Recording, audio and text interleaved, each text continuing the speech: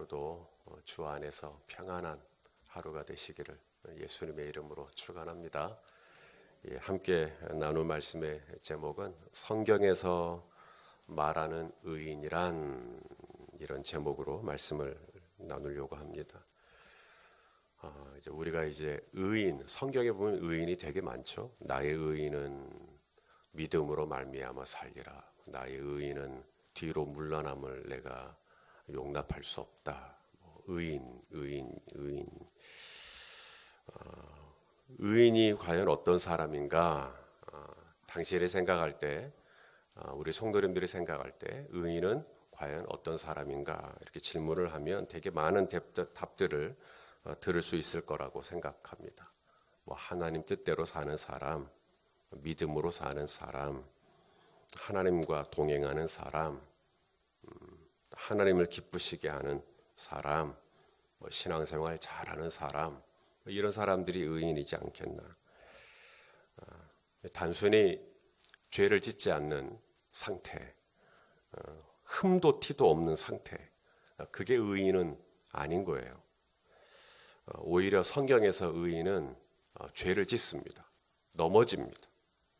오늘 본문만 봐도 의인이 넘어져요. 우리 4절 말씀을 한번 보시겠습니다. 오늘 4절 시작. 그는 넘어지나 아주 엎드러지지 아니함은 여호와께서 그의 손으로 붙드심이로다. 넘어질지도 모르겠다가 아니라 그는 넘어지나, 이건 아예 넘어질 것을 전제로 깔고 있는 겁니다. 의인은 넘어집니다. 아브라함도 넘어졌고 다윗도 넘어졌고 베드로도 넘어졌습니다. 하물며 목사가 넘어지지 않겠습니까? 장로라도 넘어지지 않겠습니까? 권사라도 넘어지지 않겠습니까?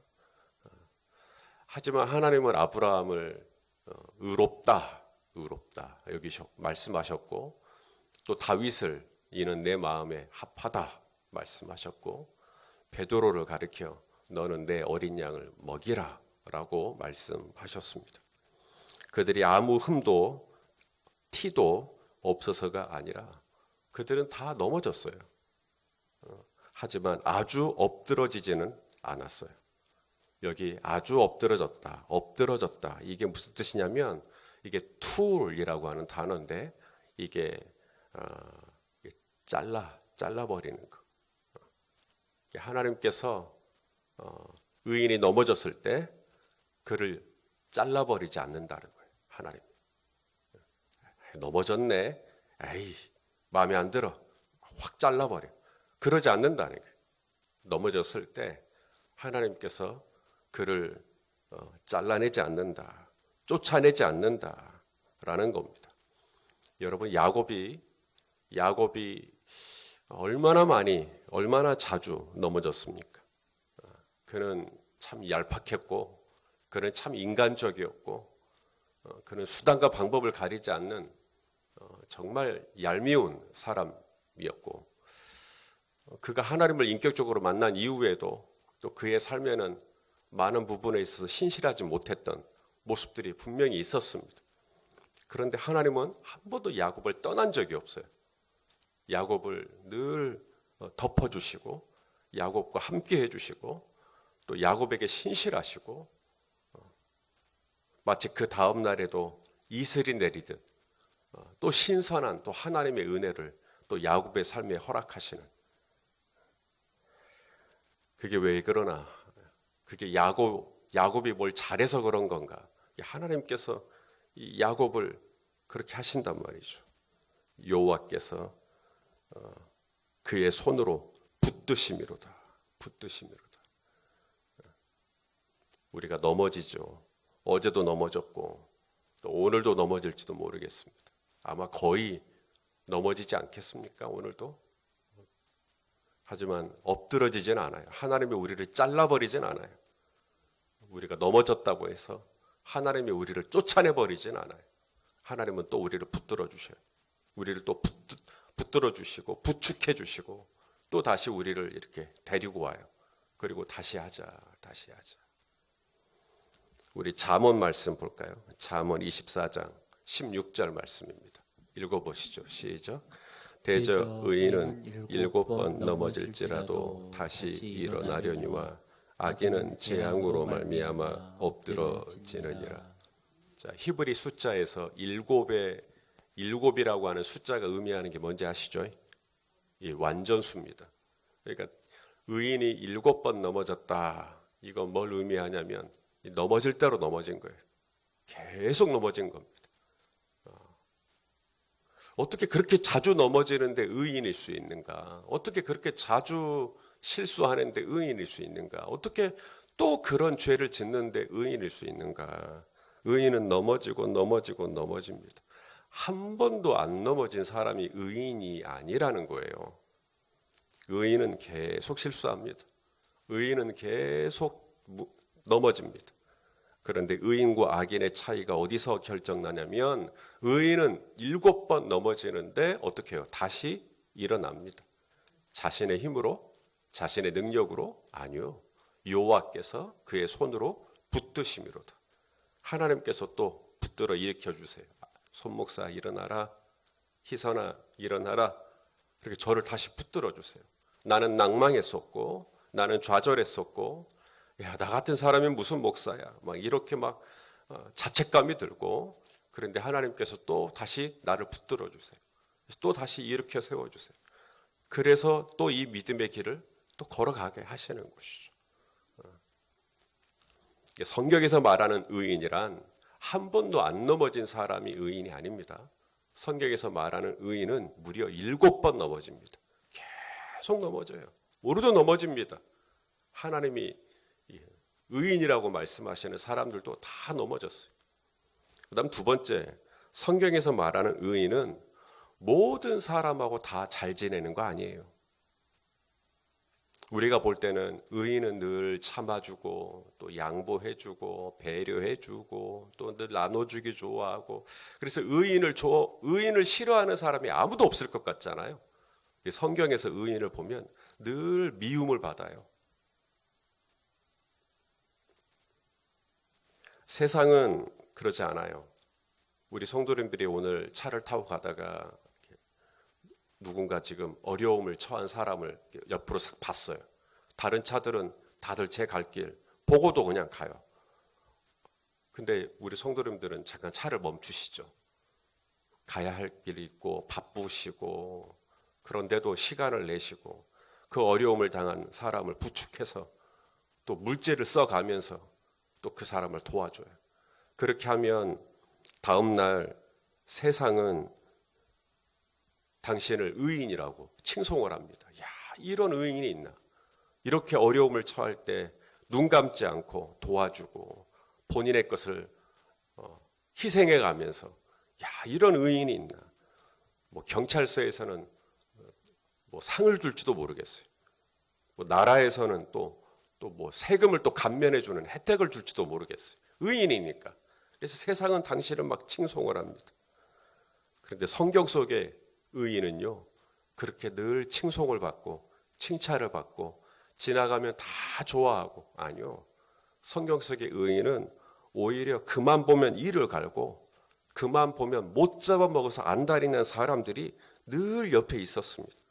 오늘 본문 32절도 같이 보시겠습니다. 시작. 악인이 의인을 엿보아 살해할 기회를 찾으나. 의인 옆에 누가 있어요? 자기를 살해할 사람들이, 자기를 죽이고 싶어하는 사람들이 있는 거예요. 저 손목사 목회 못하게 하고 싶은 사람들. 여기서 살해한다라는 말은 죽여버린다는 뜻이 아니고요.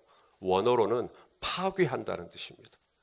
그 사람의 가정을 파괴하고 그 사람의 인생을 파괴하고 그 사람의 직장 생활을 무너뜨리고 사업을 무너뜨리고 자녀들을 무너뜨리고. 성경에서는 우리에게 너희는 모든 사람과 더불어 화목하라고 말씀하고 있죠? 아닙니다. 우리가 물론 모든 사람과 다 화목하게 지내면 얼마나 좋겠습니까마는 성경에서도 그거 불가능하다는 거 압니다. 그래서 모든 사람과 더불어 화목하게 지내야 되겠지만 그 앞에 전제가 붙어요. 성경에서. 할 수 있거든. If it is possible.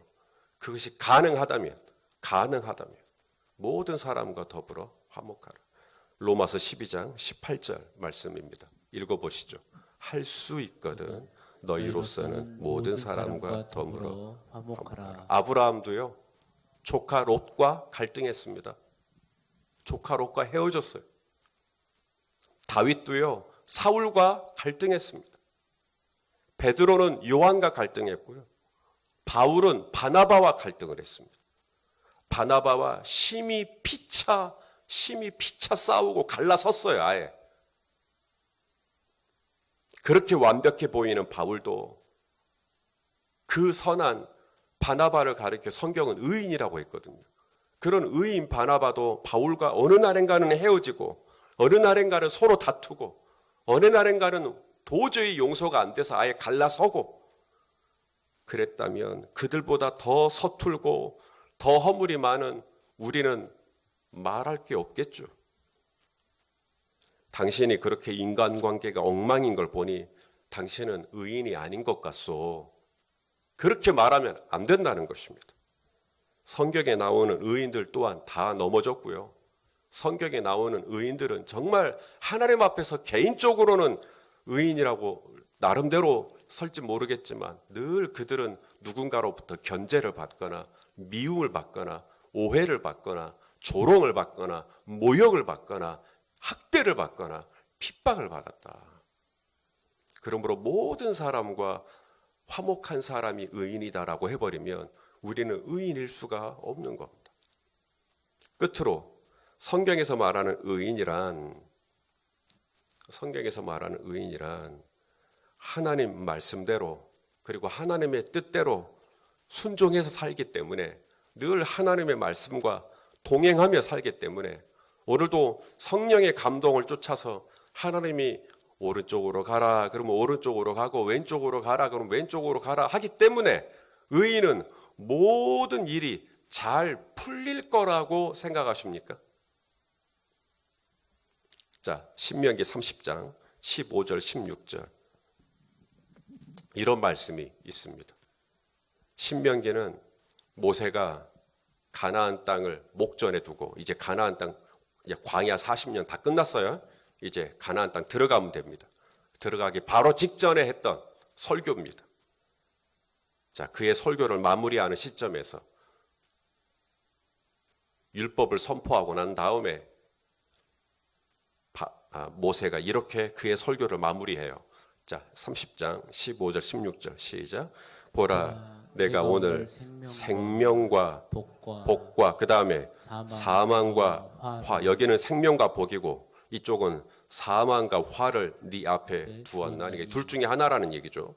곧 내가 오늘 내게 명령하여 내 하나님 여호와를 사랑하고 그 모든 길로 행하며 그의 명령과 규례와 법도를 지키라 하는 것이라. 그리하면 네가 가나안 땅에서 생존하며 번성할 것이요 또 내 하나님 여호와께서 네가 가서 차지할 땅 가나안 땅에서 내게 복을 주실 것임이니라. 아멘.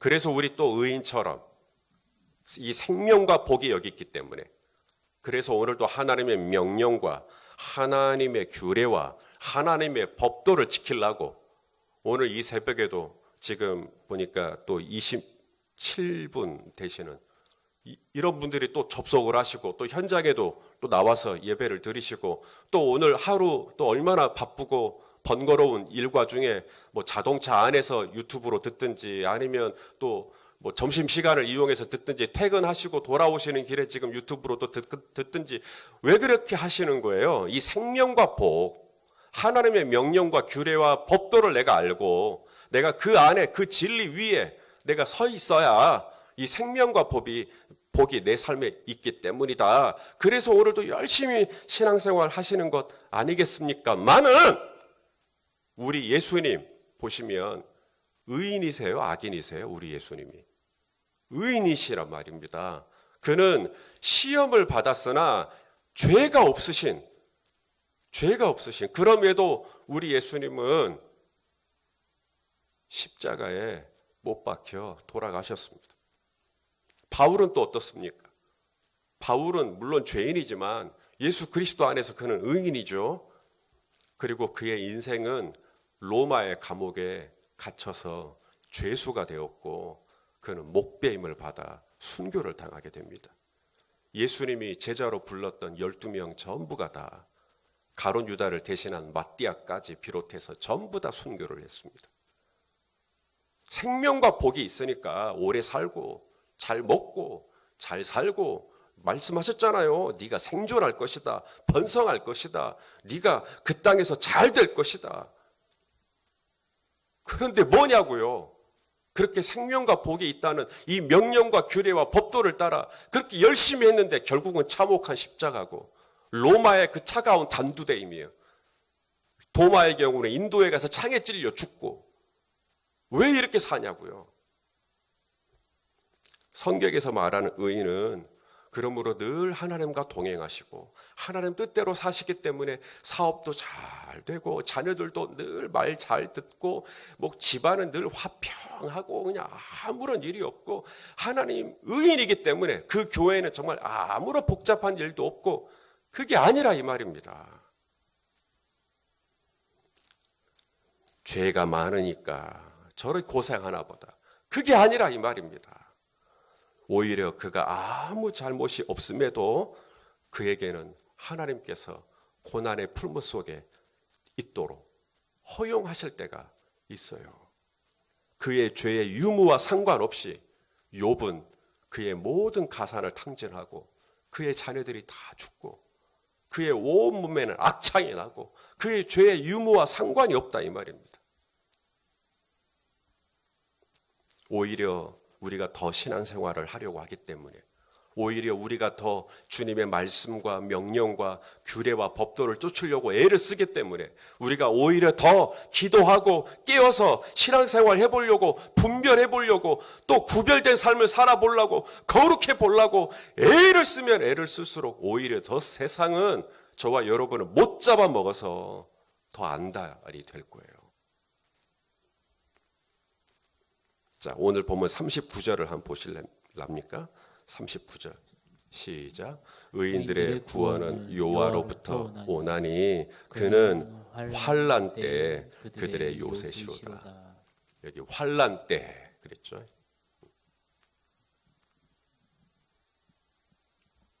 그러니까 환난이라는 말은 의인이지만 그에게는 분명히 환난이 있다는 얘기입니다.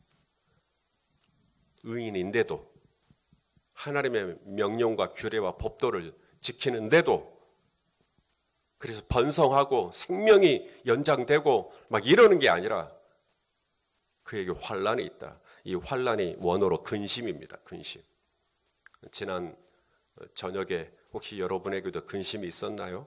그 근심 때문에 죄책감 가질 필요 없습니다. 의인들에게도 근심이 있습니다. 의인들에게도 고민이 있어요. 의인들에게도 탄식이 있습니다. 자, 그렇다면 의인의 소망은 뭡니까? 의인도 넘어진다 그러지. 의인도 그를 미워하는 사람이 어딜 가나 있을 거라 그러지. 의인도 어려움을 겪을 거라 그러죠. 환난이 있을 거라 그러지. 그러면 의인은 어디다가 숨을 쉬고 살아요? 나는 오늘도 넘어질 거고, 나는 오늘도 누군가 나를 미워할 거고, 나는 오늘도 환난을 겪을 거고. 그러면 의인은 어떻게 숨 쉬고 사냐고요? 의인의 소망은 뭐죠? 그럼에도 불구하고 우리가 오늘도 하나님의 명령과 규례와 법도를 지키려고 애를 쓰시는 소망이 뭐냐고요? 오늘도 내가 이 새벽을 깨우고 이 자리에 나온 소망이 뭐냐고요? 그럼에도 불구하고 오늘도 내가 이 믿음의 길, 의의 길을 포기하지 않는 이유가 있습니다. 세 가지. 첫째, 내 자녀 때문입니다. 내 자녀 때문이에요. 내가 그럼에도 불구하고 오늘도 의인으로 살아가면 그 축복과 그 은혜가 고스란히 누구에게 흘러가냐면 우리 하선이에게, 우리 하경이에게 흘러가는 거예요. 하나님이 그렇게 해주시겠다는 거예요. 오늘 보면 25절에. 자, 25절 말씀 우리 한번 읽어볼까요? 시작.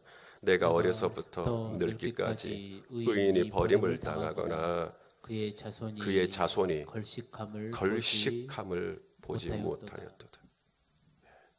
하나 더 있어요. 26절 그 다음 절도 보세요. 시작. 그는 종일토록 은혜를 베풀고 꾸어주니 그의 자손이 복을 받는도다. 저는 이거 진짜로 믿습니다. 그리고 너무나 많이 봤습니다. 저는 열린배대교회에서 목회하는 것, 지금도 빈자리가 많이 있다고 하지만 이미 제가 가지고 있는 이 함량을 이미 넘어섰습니다. 저는 너무 분에 넘칩니다. 제가 왜 이런 분에 넘치는 은혜를 받았을까? 그건 제가 잘해서? 아니요. 오늘 본문이 말씀합니다. 제 아버지 때문입니다. 더 올라가면 제 할머니 때문입니다. 제 할머니가 일대 전도사였어요. 제 할머니가. 우리 할아버지에게 버림받고 홀로 산에서 신앙생활 하시면서 전도사로서 교회를 섬기면서 제 아버지가 그 신앙을 받았고, 그리고 지금 저와 저희 사형제가 또 그 신앙을 받고 지금 제 자녀들이 4대째 신앙을 지금 물려받고 있습니다. 제 아버지가, 제 할머니가 그렇게 넘어지고 그렇게 미움을 받으시고 그렇게 환난과 고난과 어려움 속에서도 의인의 길, 믿음의 길, 하나님과 동행하는 길을 포기하지 않았기에 그분들은 당시에는 미움을 받으셨고 당시에는 환난을 겪으셨지만 그 축복과 은혜를 지금 저희 사형제가, 저희 손주들이 다 누리고 있습니다. 이것이 의인의 소망입니다. 의인의 자녀가 걸식함을 내가 보지 못했다. 여러분도 믿으실 수 있기를 바랍니다. 여러분의 자녀가 복이 될 거예요. 저희 할아버지가 말년에 회심하셨습니다. 그리고 저희 아버지 집에 오셨습니다. 저희 아버지는 할아버지를 받아들이셨고 치매가 있고 몸이 불편하신데도 제 아버지가 똥 오줌 다 받아가면서 그렇게 할아버지를 섬기셨습니다. 그리고 마침내 숨을 다하셨습니다. 할아버지 장례식 하는 날 저희 어머니가 저희 형제들을 불러놓고 할머니 모셨지, 그 다음에 할아버지 모셨지, 당신은 고생이 많으셨어. 근데 저희 자녀들에게 그랬어요. 내가 왜 참은 줄 아느냐, 내가 왜 견딘 줄 아느냐, 이 복이 너희에게 갈 거다. 나는 그걸 분명히 믿는다. 그리고 저희 사형제는 그 은혜를 누리고 있어요. 반드시 하나님이 그 의인의 자손이 걸식함을 보지 못했다. 오히려 은혜를 꾸어주고 이것이 우리가 오늘도 믿음으로 붙들어야 할 이유가 되는 겁니다. 내가 이렇게 믿음으로 살아봤자 사람들은 날 미워해. 내가 이렇게 믿음으로 살아봤자 나는 여전히 어려워. 성경에서 말하는 의인은 한 사람도 당신을 미워하는 사람 없고 항상 당신 편이고, 그렇지 않아요? 우리 예수님도 서기관이나 바리새인이나 장로들이나 대제사장이나 못 잡아먹어서 안달이었어요. 두 번째, 그럼에도 우리가 불구하고 이 의인의 삶을 살아야 하는 이유, 오늘 두 번째 약속을 주시죠. 첫째는 네 자손을 내가 어떻게 축복하나 봐라. 둘째, 소망입니다. 내가 이렇게 몸이 아픈데도 여전히 내가 신앙생활을 유지하는 이유, 두 번째 소망이 뭐냐면 오늘 본문에 땅을 차지하게 할 거다. 땅을 차지하게 할 거다. 이 말씀을 반복하십니다. 자, 오늘 본문 29절입니다. 29절 읽어볼까요? 시작. 의인이 땅을 차지하며 거기서 영원히 살리로다. 한 번 더 나와요. 34절 시작. 여호와를 바라고 그의 도를 지키라. 그리하면 내가 땅을 차지하게 하실 것이라. 악인이 끊어질 때 네가 똑똑히 보리로다. 자, 여기서 이 땅, 땅을 차지한다. 이게 무슨 말일까? 그러니까 뭐 첨단에 있는 땅을 하나 준다는 얘기인가? 뭐 장성에 있는 땅을 하나 준다는 이야기인가? 이게 뭔가? 땅이라고 하는 것은 인간이 살아가는 가장 기본적인 소유의 영역을 의미합니다. 땅이 없으면 우리가 어디서 밥을 먹을 것이며, 땅이 없으면 우리가 어디다가 집을 지을 것이며, 그래서 땅이라고 하는 것은 내가 인생을 살아가는 데 있어서 내가 가질 수 있는 소유, 이것을 하나님이 보장해 주겠다는 거예요. 의인이 되면, 의인으로 살면 네 먹고 사는 것 내가 책임지겠다는 이야기예요. 하나님의 약속입니다. 내가 먹고 사는 그 부분. 그래서 땅이라고 하는 것은 소유를 의미하는 겁니다. 너의 소유를 내가 지켜주겠다. 너의 최소한의 소유는 내가 보장해 주겠다. 라고 하나님께서 오늘 약속하고 계신 것입니다. 이게 에레츠라고 하는 단어인데, 땅, 에레츠. 땅이라고 번역을 했지만 다른 번역에는 소유라고 번역을 했어요. 하나님께서 내가 가지고 나에게 꼭 필요한 소유 주시겠다. 마지막, 우리가 의인의 삶을 지속해야 하는 소망, 이유, 그게 뭔가? 하나님의 구원하심. 하나님이 의인을 계속 그 어려움 가운데, 계속 그렇게 힘든 가운데 하나님의 의인을 내버려 두시고 유기하신다면 우리 소망 없죠. 그런데 하나님께서 내가 그렇게 믿음을 붙들고 계속 살아가면 하나님께서 마침내는 새벽이 오고 아침이 오듯이 의인을 건져내 주시고 의인을 구원해 주시겠다라고 약속하고 계십니다. 우리 40절 말씀. 우리 오늘 본문이 끝나는 40절 결론입니다. 37편의 결론. 시작. 여호와께서 그들을 도와 건지시되 악인들에게서 건져 구원하심은 그를 의지한 까닭이로다. 아멘. 믿음 생활하다 보면 회의가 될 때가 있어요. 예. 가끔 전화신방을 할 때 그분이 어째 안 보이신다 하고 전화를 드렸더니 그분이 그런 얘기를 하는 거예요. 주변에서 하도 교회를 욕해가지고 자기가 어디 교회 다닌다는 신앙생활 한다는 얘기를 못 하겠다. 교회를 하도 욕해가지고 그래서 자기가 이제 교회를 좀 안 나갈까 한다고. 너무 교회를 갖다가 신랄하게 비판하니까 자기가 신앙생활에 회의가 든다고. 믿음 생활 하려고 할 때 회의가 들 때가 있어요. 내가 믿음 생활해도 나는 이렇게 또 넘어지고, 믿음 생활해도 사람들은 여전히 나를 미워하고, 내가 믿음 생활해도 나에게는 또 환난과 근심과 걱정이 있고, 내가 그래도 믿음 생활해야 하나? 여러분 그래도 하셔야 됩니다. 왜냐하면 여러분의 자손이 복을 받습니다. 여러분의 자녀가 하나님의 은혜를 입어요. 반드시 봅니다. 믿으실 수 있기를 바랍니다. 두 번째, 하나님께서 여러분의 소유를 책임져 주십니다. 그리고 세 번째, 하나님은 여러분이 겪고 있는 어려움과 근심과 걱정을 내버려 두시는 게 아니라 마침내는 건져내 주시고 구원해 주시고 그리고 생명과 복을 저와 여러분의 삶 가운데 허락해 주실 것입니다. 그때까지 참고 기다리는 거예요. 기대감을 가지고 오늘도 그런 믿음으로 이 믿음의 길, 의의 길을 잘 걸어가시는 우리 모두가 되실 수 있기를 예수님의 이름으로 축원합니다. 기도하겠습니다. 하나님 아버지, 성경에서 말하는 의인들을 보니 그들도 우리처럼 넘어졌고 그들도 우리처럼 인간관계에 어려움을 겪고 있었고 그들도 우리처럼 환난과 고민과 근심 가운데 잠 못 들 때가 있었음을 봅니다. 주여, 그럼에도 불구하고 우리가 오늘도 내 자손을 바라보며 내 자녀들을 위하여 그리고 나에게 땅을 차지하게 하실 것이라는 하나님의 약속을 의지하여 그리고 나를 건져내 주시고 구원해 주실 것이라는 하나님의 약속을 의지하여 오늘도 이 믿음의 길, 의의 길을 걷는 신실한 주의 자녀들 다 되도록 인도해 주옵소서. 예수님의 이름으로 기도하옵나이다. 아멘.